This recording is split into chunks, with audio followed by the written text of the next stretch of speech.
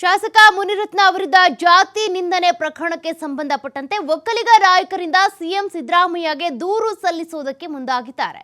ಕಾವೇರಿ ನಿವಾಸದಲ್ಲಿ ಭೇಟಿಯಾಗಿ ಸಿಎಂಗೆ ದೂರನ್ನ ಸಲ್ಲಿಸಿದ್ದಾರೆ. ಶಾಸಕ ಮುನಿರತ್ನ ಅವರಿದ್ದ ಜಾತಿ ನಿಂದನೆ ಪ್ರಕರಣ ಏನಿದೆ ಅಂದ್ರೆ ಒಕ್ಕಲಿಗ ಸಮುದಾಯದ ಮಹಿಳೆಯರನ್ನ ನಿಂದಿಸಿದ್ದಾರೆ, ದಲಿತ ಸಮುದಾಯದ ಮಹಿಳೆಯರನ್ನು ನಿಂದಿಸಿದ್ದಾರೆ. ಆದ್ರೀಗ ಸಮುದಾಯದ ಹೆಣ್ಣು ಮಕ್ಕಳ ಬಗ್ಗೆ ನಿಂದನೆ ಆರೋಪಕ್ಕೆ ಸಂಬಂಧಪಟ್ಟಂತೆ ಕಠಿಣ ಕ್ರಮವನ್ನ ಜರುಗಿಸಬೇಕು ಅಂತ ಸಿಎಂ ಸಿದ್ದರಾಮಯ್ಯಗೆ ಆಗ್ರಹಿಸಿದ್ದಾರೆ. ಕಾವೇರಿ ನಿವಾಸದಲ್ಲಿ ಸಿಎಂ ಸಿದ್ದರಾಮಯ್ಯರನ್ನ ಭೇಟಿಯಾಗಿ ಮುನಿರತ್ನ ವಿರುದ್ಧ ಈ ರೀತಿಯಾಗಿ ಒಂದು ಕ್ರಮವನ್ನ ಜರುಗಿಸಬೇಕು. ಶಾಸಕ ಮುನಿರತ್ನ ವಿರುದ್ಧ ಕೇಳ್ಬಂದಿರುವಂತಹ ಜಾತಿ ನಿಂದನೆ ಏನಿದೆ, ಈಗಾಗಲೇ ಅನೇಕ ಆರೋಪಗಳು ಕೇಳ್ಬಂದಿದ್ದಾವೆ. ಅದರಲ್ಲಿ ಅಟ್ರಾಸಿಟಿ ಕೇಸ್ ಕೂಡ ಪ್ರಮುಖವಾದಂಥದ್ದು. ಹಾಗಾಗಿ ಸಿಎಂ ಸಿದ್ದರಾಮಯ್ಯನವರನ್ನ ಭೇಟಿ ಮಾಡಿ ಒಕ್ಕಲಿಗ ನಾಯಕರು ಒಕ್ಕಲಿಗ ಹೆಣ್ಣು ಮಕ್ಕಳ ಬಗ್ಗೆ ಕೆಟ್ಟದಾಗಿ ಮಾತನಾಡಿದ್ದಾರೆ, ತುಚ್ಛವಾಗಿ ನಿಂದಿಸಿದ್ದಾರೆ.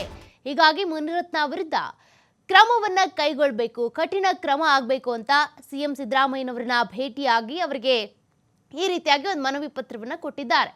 ಮುನಿರತ್ನ ವಿರುದ್ಧ ಈಗಾಗಲೇ ಎಷ್ಟೆಲ್ಲ ಆರೋಪಗಳು ಕೇಳಿಬಂದಿದ್ದಾವೆ, ಯಾವ ರೀತಿಯಾಗಿ ಹಣ ಸುಲಿಗೆ ಮಾಡಿದ್ದಾರೆ, ಜೊತೆಗೆ ಜಾತಿ ನಿಂದನೆ ಮಾಡಿದ್ದಾರೆ, ಜೀವ ಬೆದರಿಕೆ ಹಾಕಿದ್ದಾರೆ.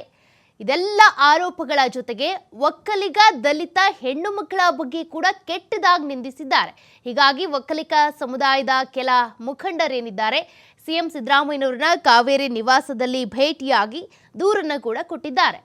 ಶಾಸಕ ಮುನಿರತ್ನ ಅವರಿಂದ ಕಠಿಣವಾದಂಥ ಕ್ರಮ ಆಗಬೇಕು. ಈ ರೀತಿಯಾಗಿ ಅಂದರೆ ಒಂದು ಶಾಸಕ ಸ್ಥಾನದಲ್ಲಿ ಇದ್ಕೊಂಡು ಜನಪ್ರತಿನಿಧಿಯಾಗಿ ಜನರ ಬಗ್ಗೆ, ಅದರಲ್ಲೂ ಕೂಡ ಒಂದು ಸಮುದಾಯದ ಹೆಣ್ಣು ಮಕ್ಕಳ ಬಗ್ಗೆ ಘನತೆಯಿಂದ ನಡ್ಕೋಬೇಕಾಗಿತ್ತು. ಆದರೆ ಘನತೆಗೆ ಧಕ್ಕೆ ಬರೋ ರೀತಿಯಾಗಿ ನಡ್ಕೊಂಡಿದ್ದಾರೆ. ಹೀಗಾಗಿ ಶಾಸಕ ಮುನಿರತ್ನ ವಿರುದ್ಧ ಕಠಿಣವಾದಂಥ ಕ್ರಮವನ್ನು ತೆಗೆದುಕೊಳ್ಳಿ ಅಂತ ಸಿಎಂ ಸಿದ್ದರಾಮಯ್ಯನವರಿಗೆ ಕೆಲ ಒಕ್ಕಲಿಗ ನಾಯಕರು ಹೋಗಿ ದೂರನ್ನ ಕೊಟ್ಟು ಮನವಿ ಮಾಡ್ಕೊಂಡು ಬಂದಿದ್ದಾರೆ. ಒಂದು ರೀತಿ ಇದು ಆಗ್ರಹನೇ, ಯಾಕೆಂದರೆ ಈಗಾಗಲೇ ಮುನಿರತ್ನ ವಿರುದ್ಧ ದೂರು ದಾಖಲಾಗಿದೆ, 2 FIR ಕೂಡ ದಾಖಲಾಗಿದೆ. ಅದರ ಬೆನ್ನಲ್ಲೇ ಅವರ ಅರೆಸ್ಟ್ ಕೂಡ ಆಗಿದೆ. ಈಗ ನ್ಯಾಯಾಂಗ ಬಂಧನಕ್ಕೆ ಅಂದರೆ ಪೊಲೀಸ್ ಕಸ್ಟಡಿಗೆ ಕೊಡಲಾಗಿದೆ, ಕಸ್ಟಡಿಯಲ್ಲಿದ್ದಾರೆ. ಪೊಲೀಸರು ತನಿಖೆ ಕೂಡ ನಡೆಸ್ತಾ ಇದ್ದಾರೆ. ತನಿಖೆ ಆದ ಬಳಿಕ ಮತ್ತೆ ನ್ಯಾಯಾಧೀಶರ ಎದುರುಗಡೆ ಹಾಜರುಪಡಿಸ್ತಾರೆ. ಮತ್ತೆ ನ್ಯಾಯಾಂಗ ಬಂಧನೋ ಪೊಲೀಸ್ ಕಸ್ಟಡಿನೋ ಇದಕ್ಕೆ ಸಂಬಂಧಪಟ್ಟಂತೆ ನ್ಯಾಯಾಧೀಶರು ಏನು ಹೇಳ್ತಾರೆ ಅನ್ನೋದು ಗೊತ್ತಾಗುತ್ತೆ.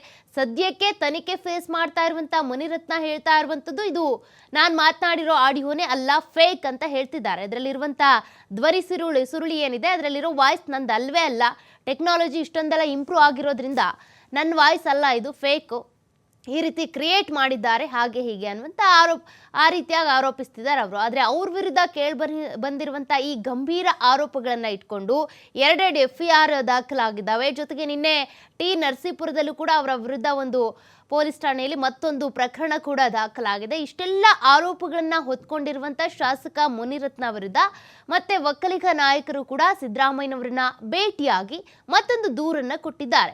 ಈ ರೀತಿ ಒಕ್ಕಲಿಗ ಸಮುದಾಯದ ಹೆಣ್ಣು ಮಕ್ಕಳನ್ನ ತುಚ್ಛವಾಗಿ ಕಂಡಿದ್ದಾರೆ, ಅವರ ಗೌರವಕ್ಕೆ ಧಕ್ಕೆ ಬರೋ ರೀತಿಯಾಗಿ ನಡ್ಕೊಂಡಿದ್ದಾರೆ, ಅವರ ಘನತೆಗೆ ಧಕ್ಕೆ ಬರೋ ರೀತಿ ನಡ್ಕೊಂಡಿದ್ದಾರೆ. ಹಾಗಾಗಿ ಶಾಸಕ ಮುನಿರತ್ನ ವಿರುದ್ಧ ಕಠಿಣವಾದಂಥ ಕ್ರಮವನ್ನು ಜರುಗಿಸಬೇಕು ನೀವು ಅಂತ ಸಿದ್ದರಾಮಯ್ಯ ಅವರಿಗೆ ಹೋಗಿ ಆಗ್ರಹಿಸಿ ಬಂದಿದ್ದಾರೆ. ಅಂದರೆ ಒಂದು ಪತ್ರವನ್ನು ಕೂಡ ಕೊಟ್ಟು ಅವರ ವಿರುದ್ಧ ಸರಿಯಾದಂಥ ಕ್ರಮ ಆಗಲೇಬೇಕು ಅನ್ನುವಂಥ ಆಗ್ರಹವನ್ನು ಇಟ್ಟಿದ್ದಾರೆ. ಒಕ್ಕಲಿಗ ಸಮುದಾಯದ ಕೆಲ ಮುಖಂಡರು ಹೋಗಿ ಈ ರೀತಿ ಮಾತನಾಡ್ಕೊಂಡು ಬಂದಿದ್ದಾರೆ. ಈಗಾಗಲೇ ಇದಕ್ಕೆ ಸಂಬಂಧಪಟ್ಟಂತೆ ಅನೇಕ ಜಿಲ್ಲಾ ಕೇಂದ್ರಗಳಲ್ಲಿ ಕೂಡ ಯಾವ್ಯಾವ ರೀತಿಯ ಪ್ರತಿಭಟನೆಗಳಾಯಿತು ಅನ್ನೋದನ್ನು ಕೂಡ ನೀವು ನೋಡಿದ್ದೀರಾ.